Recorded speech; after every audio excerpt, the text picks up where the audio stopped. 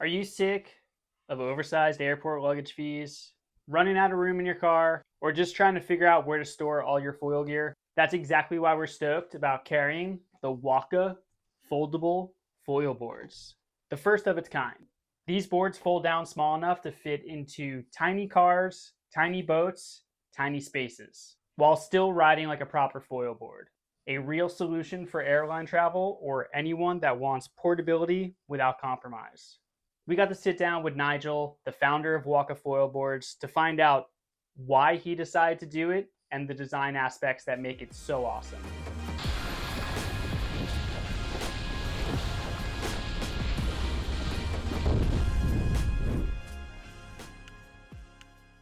This is the Waka Glide. This is 2.5 years in the making. The whole idea was that we just wanted, our design goals were two things. One is we wanted a board that people love, just like a really great board that's lightweight, it's high performance on the water, and it's got to be easy to travel with. And those two goals are not easy to do. So it took us about 2.5 years to get here. And then this is what it looks like from a travel perspective. These are all custom built cases. Originally we called them a day bag, now we call them a board bag because they've got 12 millimeters of padding on the tail and nose, 10 millimeters on the side. Last week I was in New Zealand. I rocked up to the counter with my 99-liter board, which is 6 feet 9 inches. They just put a luggage tag on. They put it on the conveyor belt, away it went. When I arrived in New Zealand, it came out on the conveyor belt, picked it up. I had an Uber, Toyota Prius, put it in the back of the car, no worries. So, you know, that's what it's all about, right? So let's have a look at the board. So we just got a rear entry hatch, and then the board just slides out. And as well as being high performance, as part of the performance goal, it had to be light. So we spent a lot of time with our manufacturer trying different materials just to make sure that we can get to, this is just over 5 kilos for a 66-liter board, which puts it right in the park of, you know, like that's a good weight for a performance board. And the magic is it just folds onto itself. And I'll talk about the folding mechanism in a moment. In terms of what connects it, we wanted to make it really simple for the users. Just as a backstory, when we started this, we didn't know we were building a folding board. We just knew we were building a high-performance travel board, and we tried different things. We looked at a lot of the other patterns that are out there already. You know, people have done things with carbon tubes and different types of bolting mechanisms, and we did experiment with things like that. But what we found was there was always a little bit of play, or it was a science project. There was a lot of complexity to it, and it had to be really easy. You know, like less than a minute to put together.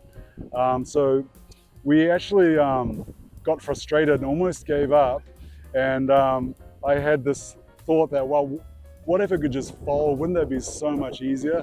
And then I told myself that was a really dumb idea because, you know, with sand, and if you did stainless steel, and I was like, well, maybe is there a carbon hinge? And then we looked into it, and Boeing and Lockheed have a product that they use on their drones for the Airline. So we looked at the mechanical properties of that, and we thought that was a good candidate, and then we started experimenting with it, and we actually have a workshop here in Hood River. So we've sort of been undercover a little bit, trying stuff, a few swims back to shore with people like, oh my word, your board broke in half, and well, that's a really clean break. It's like, yeah, I was like, well, and then we kind of refined the fastening technique. We thought about using clever fastening systems, but then we followed the keep it simple principle. So it just has 3 bolts. Has a bolt on the side, so we've got this cutout where you put a titanium M8 bolt. Basically any M8 bolt would work. And then we have one in the center. So we sculpted the handle as well, which also slopes up to help water egress. And that's the bolting system. So it's super simple. It takes about a minute to put together. And as you can see, it's a mid-length shape. You know, we think it's a really nice shape. Every reviewer who's been on it has really enjoyed it. We've had a lot of lot of para wingers jumping on this, and they've been pretty stoked because they're just seeing the vision of, they're like, well, I could just slip a couple of para wings in that bag and have another one with my foils and call it a day. In terms of the board itself, we went with really long tracks. These are 14-inch tracks. On the front of the board, a couple of unique things about it. Obviously, there's the hinging mechanism. Some of the early ones, we just had a hinge that goes all the way across, but when people were kneeling on the board, you know, it's uncomfortable on your knees. So we sort of experimented. Now we got 3 pieces, and it means that we can have a single pad that goes all the way across, and this is a dual density pad. The other thing that's unique is it's flush. Because it needs to fold on itself, it actually had to be flush with the hinge. So from a manufacturing standpoint, it was definitely a bit of a challenge to do the inset pad and make it pretty streamlined. It's also got this kick pad here, which also doubles as a bumper. So when you drop it, you're not smashing the board on itself. So there's a lot of little subtle cues like that. Even the paint job, you know, we decided to do the white stripe because when it's bolted together, you can't actually see the break line on the board. So there was just a lot of little things like that that we, you know, that we were really focused on when we were designing this. We didn't want to compromise on materials, so you know, we're using some of the best materials there are. Even so, the construction is somewhat standard, still an EPS core with a skin on it. If you try to stick your thumb in there, you'll realize that actually it's very rigid. It's very rigid along the rails as well, because it needs to be durable as well when you're traveling with it. So this is it. This is our first board. This is the 66 liters. It's 6 feet long. Our biggest board is the 111 liters, and that's 7 feet long. This one's 19. Our big one's 22. So it's got, you know, keeps it a pretty narrow shape, and it's a fast board on the water.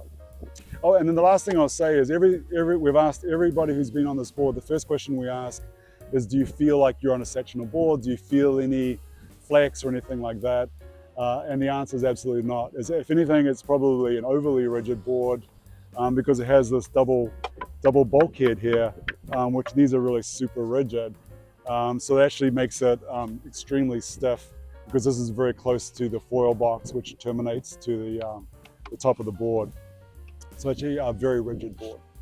So this is the Waka Glide. We just launched it here at AWSI. We're excited to get these out to people pretty soon. So thanks, Green Hat, for coming by. Demo boards are available now to try, and we have a big shipment of them coming in the middle of January. Shoot us a message to check one out or learn more. And I want to know, have you ridden one of these yet? And what's your thoughts on it?